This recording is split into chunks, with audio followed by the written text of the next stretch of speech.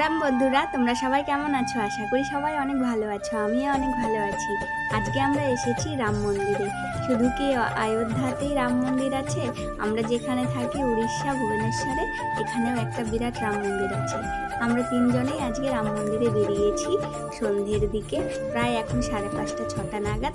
এখন আরতিও হবে, আরতিটাও দেখে নেব। এই যে এখানে বিশাল বড় একটা গেট রয়েছে।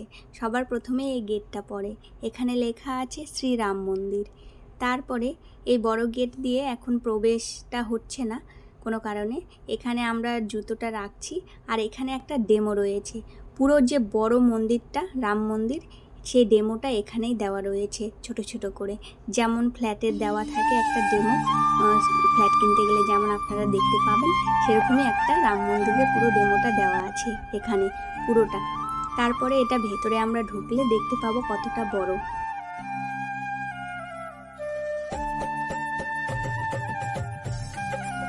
এখানে আমার বর আমার বাচ্চাকে কোলে নিয়ে যাচ্ছে সামনের দিকে। সামনের দিকে যেতে যেতে আমরা রাম মন্দিরের দেওয়ালে দেওয়ালে দেখতে পাচ্ছি বিভিন্ন নরনারীর মূর্তি, বিভিন্ন দেবতাদের মূর্তি রয়েছে। এখানে সকলে এখানে বিশ্রাম করতে পারে, বসে আরাম নিতে পারে। আর এটা হলো রাম মন্দিরের প্রবেশদ্বার। আগের যে বড় গেটটা আমরা দেখতে পেলাম, সেই গেট দিয়ে প্রবেশ নিষেধ কোনো কারণে হয়েছে। আর এই গেটটা হলো মেন গেট, যেটা দিয়ে সকলে প্রবেশ করছে। প্রবেশ গেটের দুধারে দুটো বড় বড় বাঘ রয়েছে।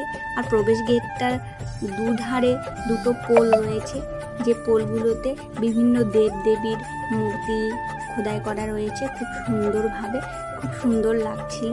এখানে আমি দেখিয়ে দেব তোমাদের কী কী দেবতা। এখানে যেমন মা মনসা দেবীর মূর্তি রয়েছে, তার উপরে রয়েছে রাম।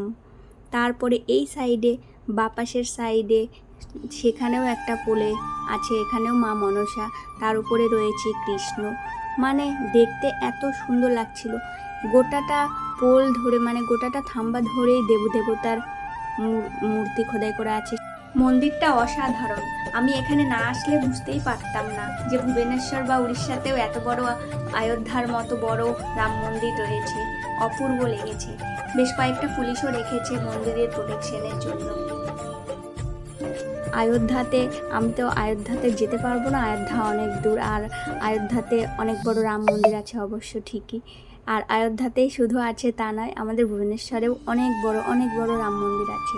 এই ভিডিওতে আপনারা কতটা কি বুঝতে পারছেন মন্দিরটা কতটা বড়, আমি কতটা বোঝাতে পারছি জানি না, কারণ এখানে ক্যামেরাম্যান নেই। ক্যামেরাম্যান হলো স্বয়ং আমি ভিডিওটা পুরোটা করছি। তো আপনারা কতটা বুঝতে পারছেন আমি ঠিক বুঝতে পারছি না। বিশাল বড়। আপনারা যদিও কখনো ভুবনেশ্বর উড়িষ্যায় আসেন, তাহলে অবশ্যই রাম মন্দিরে এসে রাম দেবতার দর্শন নেবেন। খুব বড় মন্দির। আর এই হলো দেবতা যেখানে মূর্তি রয়েছে, সেটার আসল গেট। শ্রীরাম মন্দির লেখা আছে গেটের সামনে। আসল মন্দিরের ভিতরের দৃশ্যটা একটু দেখিয়ে দেই।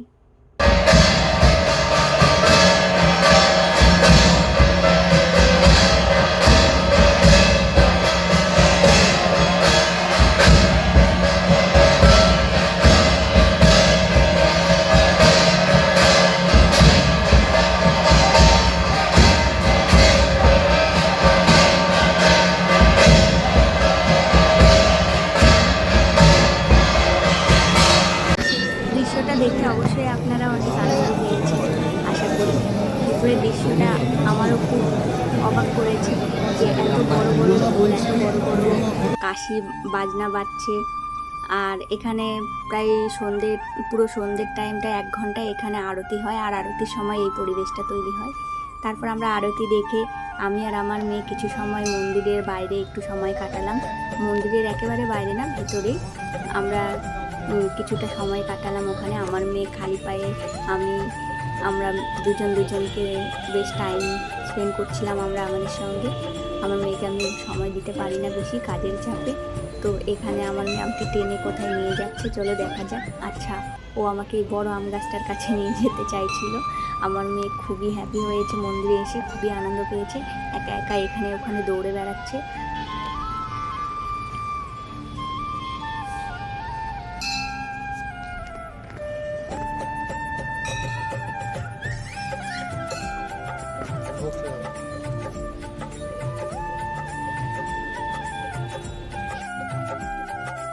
এবার আমাদের যাবার পালা। যাবার আগে আবারও আর একবার একটু আমি দৃশ্যটা একটু ক্যাপচার করে নিয়েছি আমি।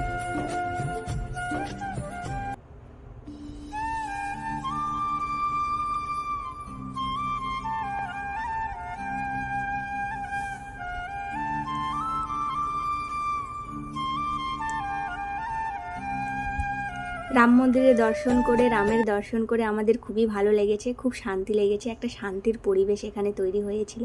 খুব ভালো লেগেছে, মনটা খুব হাসি খুশি হয়ে গেছে আজকে আমার, সত্যি বলছি। তো তোমাদের ভিডিওটা কেমন লাগলো, আর রাম মন্দির, অযোধ্যার মতো রাম মন্দির এখানে ভুবনেশ্বরে কেমন লাগলো অবশ্যই কমেন্ট করে জানাবেন। আবার নেক্সট কোনো ব্লগে দেখা হবে, ভালো থাকবেন, টাটা।